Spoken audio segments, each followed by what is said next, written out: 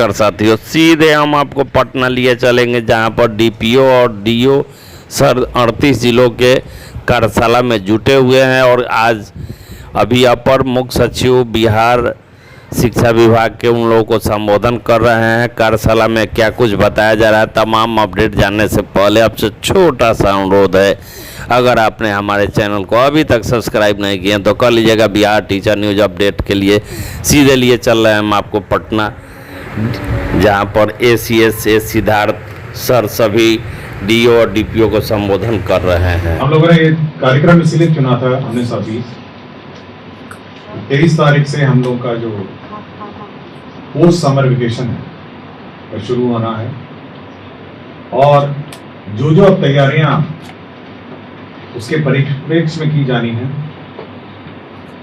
उसके बारे में चर्चा होगी। पिछले 1 साल से हम लोग क्वालिटी ऑफ एजुकेशन पर हम लोग काफी चर्चा करते हैं। क्वालिटी ऑफ एजुकेशन कैसी होनी चाहिए, उसका सुधार कैसा होना चाहिए और क्या क्या हम लोग के अनुभव है इस पर भी हम लोग को शेयर करना चाहिए। पिछली बार एक मंथन का कार्यक्रम हम लोगों ने रखा था और इसके ऑर्गेनाइजर पंकज जी थे, जिसमें हम लोगों ने आपकी बातें सुनी थी और आपकी बातों के आधार पर बहुत सारा हम लोगों ने इम्प्लीमेंट कर दिया। उसके बाद से बहुत सारे परिवर्तन हम लोगों ने अपने व्यवस्था में किया, अपने प्रशासनिक व्यवस्था में बहुत सारी व्यवस्थाओं में हम लोगों ने परिवर्तन किया। सबसे पहले जो इशू आएगा, कुछ इश्यूज हैं जो मैं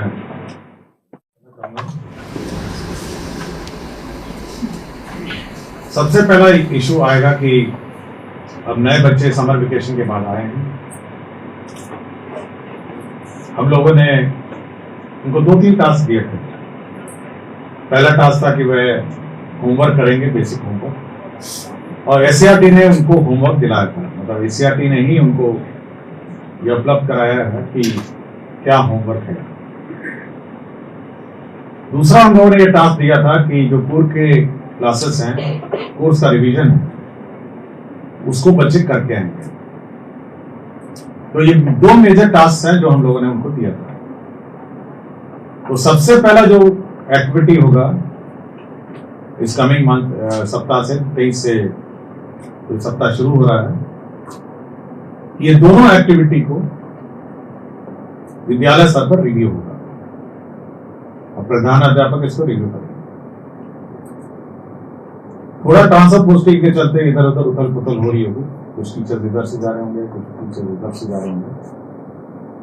मेरा अपना इतना ही अनुरोध सभी से है कि जल्दी ज्वाइन करेंगे और काम शुरू करेंगे। लेकिन सारे टीचर्स का ट्रांसफर नहीं हो रहा है। मतलब आप देखेंगे कि अगर 1,30,000 नहीं है तो ये केवल हम लोग का ऑलमोस्ट 1/4 है, मतलब 1/4 है, 6 लाख टीचर। तो बाकी 3/4 तो अभी भी उसी विद्यालय में है और उसी विद्यालय में संचालित करेंगे, इसलिए ज्यादा नहीं है। तो 3/4 विद्यालयों जो टीचर है उनका ये दायित्व होगा, इस एक्टिविटी को करेंगे जब तक वो 1/4 टीचर जो इधर उधर से आ रहे हैं वे अपना कार्य संभालेंगे। दूसरा ये था कि हम लोग अब समर वेकेशन खत्म हो गया है और हम लोग को 2-3 चैलेंजेस अभी भी है कि जो मैं आपको अवगत कराना चाहूँ। सबसे पहला चैलेंज ये है कि समय पे कोर्स का कंप्लीशन। ये पिछली बार भी हम लोगों ने कहा था कि समय पे कोर्स के कंप्लीशन के संबंध में डिटेल गाइडलाइन दिए थे और SCRT ने अपने गाइडलाइंस इशू किए थे। SCRT कोर्स निर्धारित करता है और सब्जेक्ट वाइज उसका कोर्स भी निर्धारित करता है। तो सबसे पहला चैलेंज यह है कि हर स्कूल अपने कोर्स कंप्लीशन पे बहुत ध्यान देता है और इसलिए ज्यादा ध्यान रखना महत्वपूर्ण है कि आगे जाके चुनाव है और चुनाव में लोग व्यस्त हो जाएंगे और शैक्षणिक कार्य बहुत प्रभावित हो जाता है चुनाव में। एक तो चुनाव में स्कूल बूथ हो जाता है, टीचर्स का पोलिंग ड्यूटी लग जाता है, इसलिए हम लोग को थोड़ा फास्ट ट्रैक करना पड़ेगा हमारे सिलेबस को। और मैं चाहूंगा SCRT को और डायरेक्टर प्राइमरी हैं कि उस चुनाव अवधि को थोड़ा हल्का करते हुए आगे पीछे कोर्स को एडजस्ट करें। ऐसा ना हो कि हम लोग धीरे धीरे चले और जब पीक पकड़े तो चुनाव आ गया। और अगले साल से जातिगत जनगणना भी होनी है। मुझे यार शेड्यूल नहीं पता कि कब से शुरू होनी है, बट केवल ये मेजर चैलेंज चुनाव है जो बीच में, जिसको हम लोगों को बहुत ध्यान रख कर शेड्यूलिंग ऑफ अवर सिलेबस करना होगा। एक टीचर ने लास्ट टाइम वीडियो कॉन्फ्रेंसिंग में मुझे बहुत अच्छा सुझाव दिया, और जो नेशनल अवार्डीज आए थे उन्होंने बहुत अच्छा सुझाव कि हर टीचर की अपनी अपनी प्रोग्रेस डायरी भी होनी चाहिए, और ये हेडमास्टर के कस्टडी में होगा। जब टीचर सुबह आता है जो भी है, वो पहले लिखेंगे कि आज मैंने ये कोर्स पढ़ाना है, और जब समाप्ति जब क्लोजिंग होगा तो मैंने ये कोर्स पढ़ा दिया।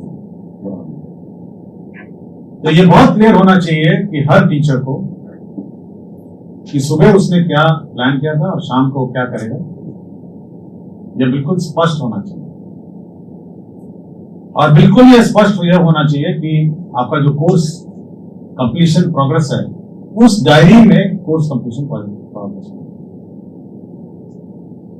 इससे एक ध्यान में होगा कि कोई भी इंस्पेक्शन में आएगा या कोई भी व्यक्ति जांच में आएगा, वो उस डायरी से पता कर पाएगा कि आज क्लास में क्या चल रहा है। तो मैं एक पहले चाहूंगा कि सभी टीचर, जैसे स्टूडेंट डायरी होती है वैसे टीचर डायरी भी होगी, जो हेडमास्टर के पास होगी, और रोज सुबह शाम जो टीचर हैं वो डेट वाइज लिखेंगे कि आज उन्होंने क्या किया। हो सकता है सुबह ना भी करा हो तो शाम का जब क्लोजिंग होता है 15-20 मिनट में, आज उन्होंने पूरे दिन क्या किया लिख के। दूसरा एक बहुत मेजर चैलेंज हमने देखा कोर्स, वो मैंने ये देखा कि टीचर पढ़ा रहे हैं कुछ और स्टूडेंट पढ़ रहे हैं कुछ और। मतलब स्थिति इतनी खराब थी, और 3 बार मैं गया कि टीचर ब्लैक बोर्ड में मैथ्स पढ़ा रहे हैं और स्टूडेंट इंग्लिश का पेपर खोल के रहे हैं। किताब भी मैंने तो बहुत देखा, किताब इंग्लिश का खोल के रखा है। और ऐसा नहीं है कि कोई मेडअप है या कुछ मतलब, क्योंकि मैं औचित्य जाता हूँ, किसी को पता भी नहीं रहता है। तो जब अचानक पकड़े जाते हैं तो यहाँ पे गणित का अभ्यास हो रहा है बोर्ड पे, और वहां पे जो स्टूडेंट है वह अपना इंग्लिश और हिंदी और सोशल स्टडीज और हिस्ट्री का किताब खोल के बैठा है। तो बार बार ये मैंने कहा है, इस आर्टिकल में मैंने बात करी कि जब आप इतनी ट्रेनिंग देते हैं तो ये टीचर जाके ये काम वहां पे क्यों नहीं करते हैं कि वो चेक ये कम से कम एक बार घूम जाए कि भाई वो कर क्या रहा है। हम लोग प्राइवेट स्कूल में पढ़े, हमारे जो हेडमास्टर है, हेडमिस्ट्रेस है, ये जो क्लास टीचर है, उसका काम था कि एक बार चक्कर लगाती थी क्लास शुरू होने से, यूं जाके फिर यूं, और ये केवल यही चेक करती थी आज वो स्टूडेंट क्या नोटबुक लेकर आया है और क्या पन्ना खोल के जाता है। ये टीचर और स्टूडेंट कनेक्ट का एक समय है। अचानक आए बच्चे अपना जो जानने में जाए, जो करना चाहे, और यहाँ पे टीचर बैठ के अपना पढ़ाए और वहां से ये चित्र नहीं। स्टूडेंट टीचर का काम है एक बार घूम के देखें, यूनिफॉर्म नहीं है तो यूनिफॉर्म पे टोके, बच्चा का आउटलुक ठीक नहीं है तो एक बार टोके, और उसका घूम घाम के आते अपना पढ़ाए। और उसके बाद जब क्लास खत्म हो रही होगी तो एक बार फिर घूमे उसको, ये देखने के लिए कि वास्तव में जो इतना 1 घंटा 45 मिनट की जो क्लास हुई है, जो उन्होंने ब्लैक बोर्ड में लिखा उस स्टूडेंट ने नहीं किया। ये हर क्लास का ये होना चाहिए। लेकिन एससीईआरटी का जो ट्रेनिंग प्रोसीजर है, मैंने बार बार कहा इस पर, मैं पिछले 6 महीने 7 महीने से बोलता हूं कि आप एक मॉक क्लास बनाइए। अब जैसे मॉक क्लास बैठे हैं, ये मॉक क्लास हुआ, सब अपने टीचर्स बैठे हैं और एक एक टीचर को यहाँ पे पढ़वाइए कि कैसे पढ़ाना।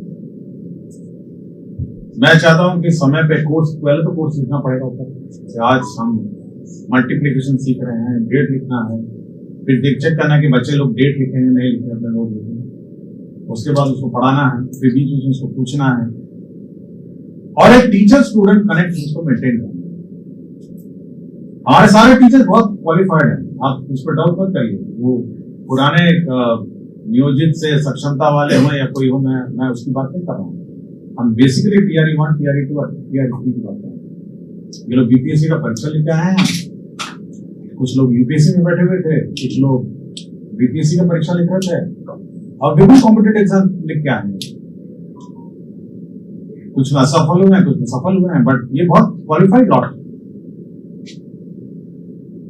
इसको सब्जेक्ट पढ़ाने की कोई जरूरत नहीं है कि आप बैठ के उसको मैथ्स पढ़ा रहे हैं या फिजिक्स पढ़ा रहे हैं।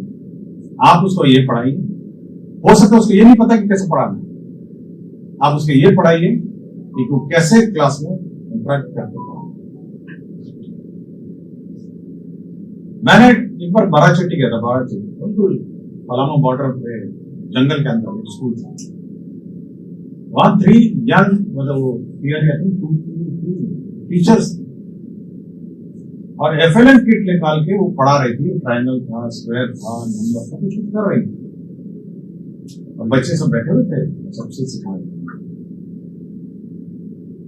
हम लोग इतने सारे एफएलएन बनाते हैं, एफएलएन किट है, दुनिया भर का सब है,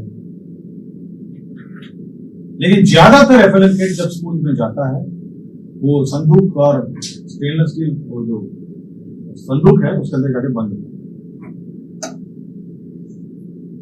अभी क्यों होता है? ये एसआरटी का प्रॉब्लम है, टीचर का प्रॉब्लम है, ट्रेनिंग का प्रॉब्लम है, या उसको पता ही नहीं क्या करना है उसको। वो सारा संदूक में भरा रहता है और बिल्कुल ब्रांड न्यू दिखता है। मतलब आप हाथ लगाएंगे ना तो ऐसा लगता है कभी कभी तो पैकेट खोलना पड़ता है मुझे। Brand new unused FLN kit बंद रहता है। तो फिर पढ़ाने का क्या, एफएलएन किट का क्या औचित्य है? बहुत सारे अभी भी यहाँ पे हमारे जो एससीईआरटी में एग्जीबिशन हुए थे, 110 पार्टिसिपेंट थे शायद। बहुत सारे एग्जीबिशन में जो ट्रेनिंग टूल्स का उन्होंने प्रदर्शन किया था और उसकी किताब भी एक निकली है शायद क्यूआर कोड के साथ, टीएलएम। केवल एक एग्जीबिशन के रूप में नहीं होना चाहिए ना, ये तो वहां फील्ड में होना चाहिए ना। और जब तक ये फील्ड में नहीं रहेगा, मतलब फील्ड के अंदर जब तक इसका प्रयोग नहीं करेगा, it is as good as बेकार किया हम लोगों ने, बट बेकार है। और जानबूझ के मैंने पिछली बार कहा कि जितने भी एससीईआरटी के टीचर्स हैं इनके साथ 5 स्कूल अटैच होंगे और ये लोग जाके देखेंगे जो ट्रेनिंग हो रहा है वास्तव में वो जो वहां पे टीचर है वो वास्तव में जो इन्होंने क्लास में पढ़ा है वो एक्चुअली कर रहा है या नहीं कर रहा। और फिर उसके बाद करेक्शन होगा, तो मैंने ऐसे नहीं पढ़ाना था, वैसे पढ़ाना था। तो बहुत सीरियस डाउट्स हैं इस पर। या तो ट्रेनिंग का कोई इशू है या some connect between the department, SCERT और टीचर। वास्तविक में वहां जाके जो हम कहते हैं वो कुछ हेडमास्टर लोग इंडिविजुअली बहुत ही इनोवेटिव है। मैं ये याद है आरा में मैं गया था, आरा के उसने पूरा का पूरा कोर्स वहां पे दीवार पे पेंट कर दिया सिलेबस, और वो लोग सब हेडमास्टर स्टाफ रूम में आकर चेक करते हैं, कोर्स कर देते हैं। तो कुछ इनोवेशन हेडमास्टर स्तर पर है, लेकिन इतनी ज्यादा स्कूल है, 77,000 स्कूल है, हम लोग ऐसा स्टैंडर्डाइजेशन नहीं कर सकते हैं कि सब जगह जाके हम इसको चेक करते हैं। तो मेन फोकस जो हमारा है वो है क्वालिटी ऑफ एजुकेशन, ट्रेनिंग में थोड़ा भी। हम लोगों ने एग्जाम का सिस्टम रखा था कि भाई आप इवैल्यूएट करिए बच्चों का, ये टेस्ट के माध्यम से, ये टेस्ट के माध्यम से हम लोग नहीं गाइडलाइन इशू करना चाहते। हम लोग नहीं चाह रहे कि कब टेस्ट हो, कब नहीं, तो खुद अपने आप हेडमास्टर और टीचर के बीच की बात है। हम लोग क्यों इशू करें कि मंडे टेस्ट हो, वीकली टेस्ट हो, क्वार्टरली टेस्ट हो। ये तो हेडमास्टर और टीचर को बैठ के देखना है कि हर मंडे आपको टेस्ट लेना नहीं लेना। आप हर 3 दिन में भी ले लीजिए, क्या फर्क पड़ता है? आप हर 10 दिन में ले लीजिए, क्या फर्क पड़ता है? टेस्ट एज अ टूल जो है ये टीचर को निर्धारित करना, और जब नहीं होता है तो हम लोग लिखते हैं कि Monday test, Tuesday test. Weekly test, quarterly test और रेगुलरली असेसमेंट होना बच्चे, रेगुलर। अब ये जैसे आप टेस्ट लेके करिए या पूछ के करिए। पेरेंट टीचर मीटिंग बड़ा इंपॉर्टेंट अंग था इसका। हम लोगों ने शुरुआत तो की, लेकिन उसका मुख्य अंग था हमारे हर क्लास का एक क्लास टीचर रहता था। Every class had a class teacher, every. और उसका काम था कि क्लास टीचर बैठेगी, पेरेंट आएगा, बच्चे को बुलाया जाएगा और उसका पूरा बायोडेटा उसको बताएगा कि आपका लड़का है, लड़की है, यूनिफॉर्म में नहीं आता है, आपका लड़का लड़की मैथ्स में कमजोर है, आपका लड़का लड़की इस सब्जेक्ट में कमजोर है। ये सब उसका डिस्कशन है और ये बहुत महत्वपूर्ण इवेंट है। शुरुआत में हम लोगों ने फर्स्ट की बहुत दिन बाद हुआ तो हम लोगों ने त्योहार के रूप में इसको मनाया, लेकिन ये रेगुलर इवेंट है जिसमें जो क्लास टीचर, अब सब हेडमास्टर नहीं करेगा ना, हर क्लास का टीचर, तो क्लास टीचर का ये काम है कि वो पेरेंट को उस बच्चे का प्रोग्रेस के बारे में बताएगा और अगली बार जब भी वो पेरेंट फिर आएगा तो उसको फिर बताएगा। तो ये महत्वपूर्ण जो विषय है इस पर ध्यान देने की बहुत आवश्यकता है। ये पेरेंट टीचर मीटिंग बहुत ध्यान से,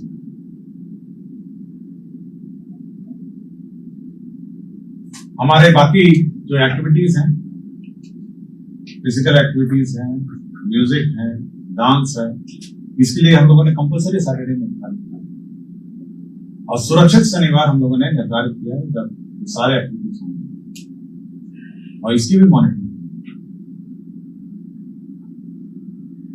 तो ओवरऑल जो हमने कहा कि बच्चों का जो क्लासरूम का जो आउटलुक है, यूनिफॉर्म होना चाहिए, उसका बेंच डेस्क होने चाहिए, हर सब्जेक्ट की किताब होनी चाहिए, नोटबुक होना चाहिए, इस पर बीपी नहीं केवल नोटबुक, उसी चक्कर कि कम से कम नोटबुक तो रहे, बुक्स पहुंचनी चाहिए और ये निश्चित नहीं होकर बैठ जाना चाहिए कि क्योंकि कम बुक आए हैं तो कुछ लोगों के पास बुक नहीं है। यह तो हेडमास्टर का दायित्व था कि वो इवैल्यूएट करेगा कितने बच्चों के पास बुक नहीं है, ख्याल को बताएगा। यहाँ पे बिहार के स्कूल कॉर्पोरेशन लोग भी बैठे होंगे तो इंश्योर करेंगे। हर मेरा शिक्षा की बात हर शनिवार में ये टेक्स्ट बुक कमी की बात आती है, तो केवल बैठ जाना कि भाई हम इतने ही आया था तो इतने ही किताबें बटी थी, ये कह देना केवल आवश्यक नहीं। ये आपको इंश्योर करना पड़ेगा किताबें हो, यूनिफॉर्म हो और साइकिल भी हो। साइकिल के लिए सरकार पैसा देती है, साइकिल खरीदे जाए। तो एक सेम्बलेंस ऑफ क्वालिटी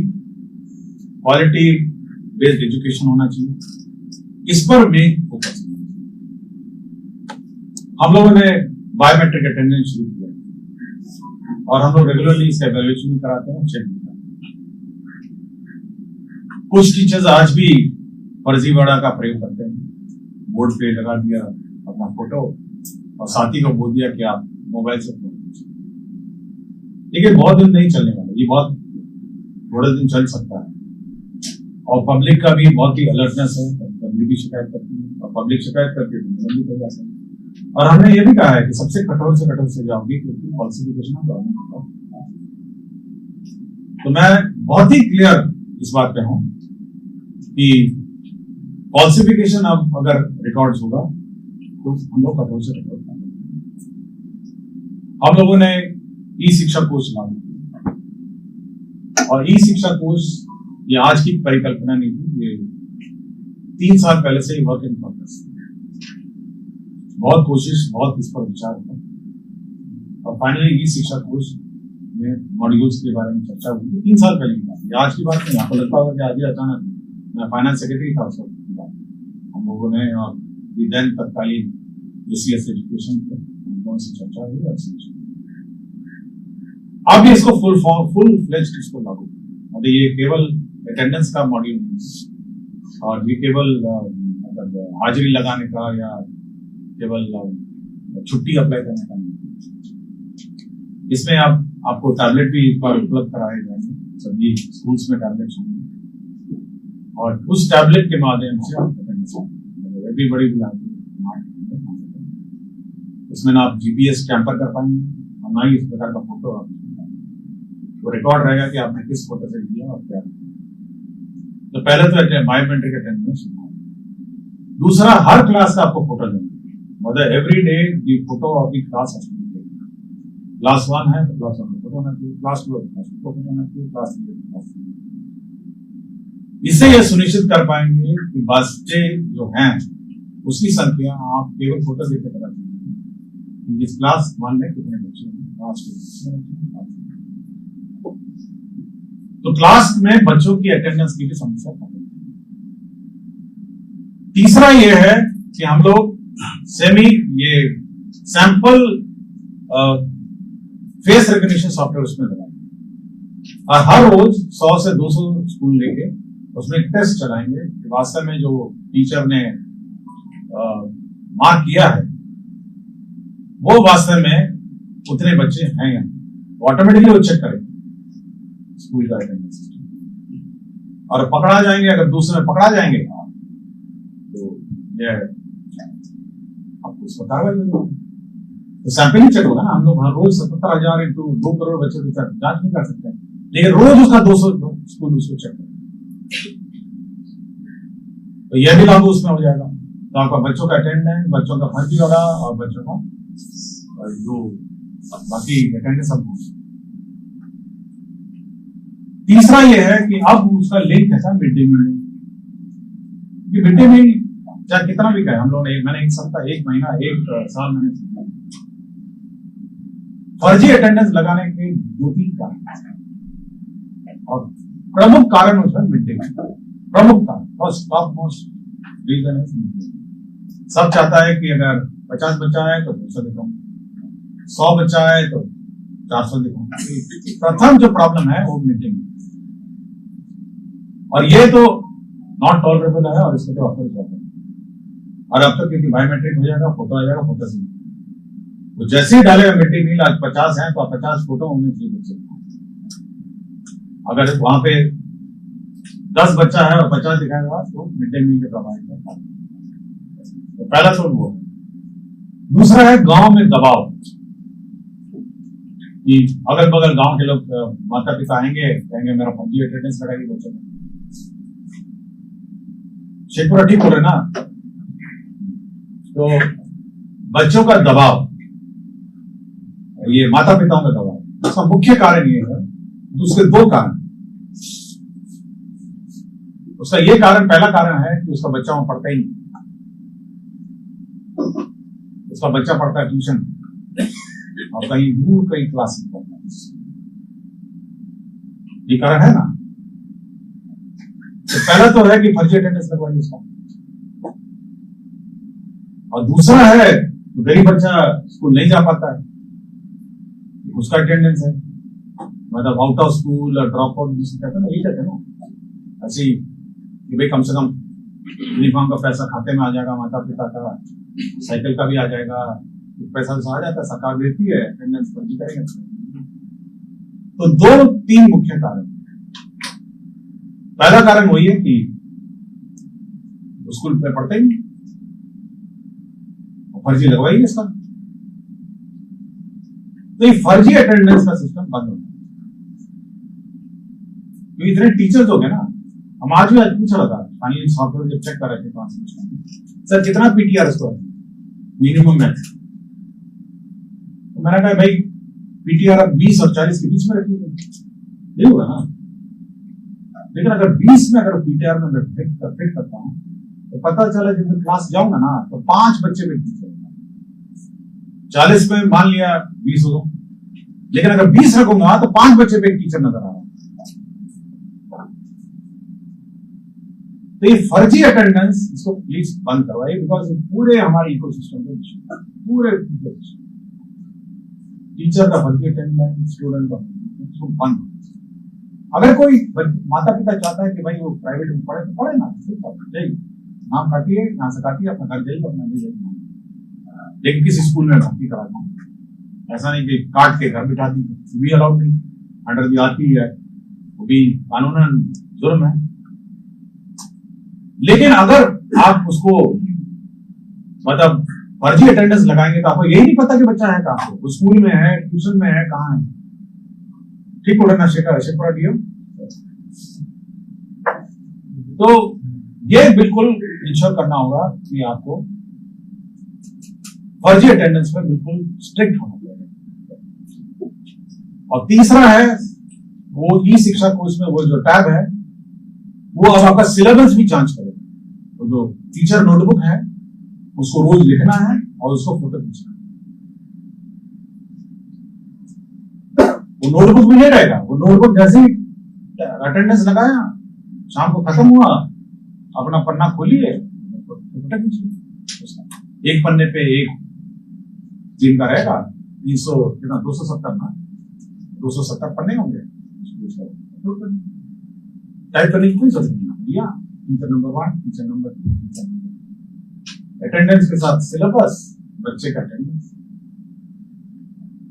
क्लियर हो ना आपको सबको। तो अटेंडेंस भी हो गया, सिलेबस भी हो गया। कोई भी डीओ अपने वेबसाइट से देख सकता है कि इस स्कूल का सिलेबस किधर चल रहा है। और इंस्पेक्शन में जाइए, सैंपल मिलान करिए कि भाई आप तो लिखे थे कि मल्टीप्लिकेशन करा रहे थे, बच्चा तो मल्टीप्लिकेशन नहीं कर रहा है। देखिए चौकीदारी नहीं कर सकते आप स्कूल का, मतलब रोज गए, रोज चढ़ गए, रोज मतलब मोटरसाइकिल लेके गाड़ी लेकर दौड़ रहे हैं। थोड़ा इंटेलिजेंट इंस्पेक्शन, थोड़ा इंटेलिजेंट, जरूरी नहीं कि रोज चला जाए क्या मतलब किसी बोलो ना, डूइंग इट लाइक दिस कि भाई रोज सुबह पहुंच जा रहे, आपको लगे रोज सुबह। आपको कुछ नहीं करना, आपको ई शिक्षा कोर्स खोलिए, फलाना स्कूल का कोर्स आउटलाइन देखिए, और एससीईआरटी भी देख सकता है। एससीईआरटी में फैकल्टी लगाई है, तो भाई सर इस स्कूल का जो सिलेबस है ऑन डॉट चल रहा है। हम लोग ज्यादा डेटा एंट्री जानबूझ के नहीं करें, नहीं तो मैं कहता हूँ एंट्री करिए, ये सिलेबस वाला मोशन वो बात का वो नेक्स्ट स्टेज है। एक बार पहला स्टेज तो ये कि कल फोटो भेजिए, फिर अगला स्टेज होगा कि वो एंट्री भी करना पड़ेगा। जब आवश्यक कंप्यूटर सेटअप हो जाएंगे स्कूल में, वो भी तो सिलेबस हो गया। और बच्चे का नोटबुक फील्ड विजिट करना, और क्योंकि आप सारा फोटो ले चुके हैं, बच्चों का फोटो ले चुके हैं, तो यूनिफॉर्म जांच होगी। आपने साइकिल का फोटो ले लिया तो साइकिल की जांच होगी। आपने सिलेबस का डायरी का नोटबुक ले लिया तो डायरी की जांच होगी। आपके बच्चों का अटेंडेंस हो गया, सब कुछ हो ही गया। आप केवल इंस्पेक्शन, क्वालिटी इंस्पेक्शन, आप ई शिक्षा कोर्स का डेटा आपके पास भी टैग होगा, same tag will be given to BO और बीआरसी, ये सब है ना। तो उसको कुछ नहीं करना, उसको लेके जाना है, आप मिलान बस करना है। तो भाई आपके जो टैब है इसमें ये कहता है, बच्चा तो कुछ और करता है। आपके टैब में तो दिख रहा है कि 40 बच्चे हैं, बच्चे भी आपको 5 हैं, कहां से आगे बच्चे थे, और जिसका फोटो भेजे वो तो ही नहीं यहाँ पे। तो जैसे ही आप इंटेलिजेंस इंस्पेक्शन करेंगे तो आप सोच सकते हैं कि क्या automatically everybody will follow into the procedures. और कोई भी देख सकता है, प्राइमरी देख सकते हैं कि वास्तव में कोर्स चल रहा है नहीं चल रहा। और हम लोग ये भी व्यवस्था रखेंगे उस टैब में कि किसी भी समय 12 बजे किसी का फोटो बना सकते, किसी चीज का, मिड डे मील का, बुक्स का, क्लासरूम का, बाथरूम का, किसी का नहीं, at any point in time. हम क्लास डिस्टर्ब नहीं करेंगे, और जैसे ही क्लास खत्म होगा हम लोग आज इस चीज का इतने बजे आपको फोटो देना। तो हम लोग एक बहुत रिमोट वे ऑफ सिस्टम और इंस्पेक्शन होंगे। तो ये व्यवस्था है इंस्पेक्शन में, आपका क्वालिटी एजुकेशन में। और लास्ट में एक चीज जरूर है कि मैं जो भी टीचर से ट्रैक करता हूँ, बहुत वहां पे तो डीओस भी नहीं होते, सबको शिक्षा कार्यालय से पहुंच चुका है सारी शिक्षा। और 2 बेसिक शिकायतें, पहले तो है टीचर पे चलते हैं, बहुत सारे रे बे करके बात करते हैं, ये बड़ा मतलब ये बहुत ही खराब, मतलब आप सोच सकते हैं कि वो 40-50 बच्चों के सामने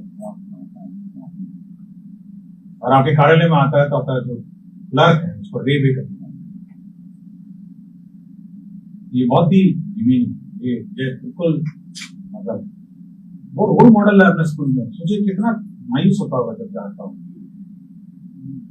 सुनाता होगा 10 को सबको, बड़ा बड़ा बात करते हैं, उसके लिए चेयर रखिए, आएगा चेयर रखिए, बैठेगा, और अपनी समस्या जिसको सुनाना सुनाएगा।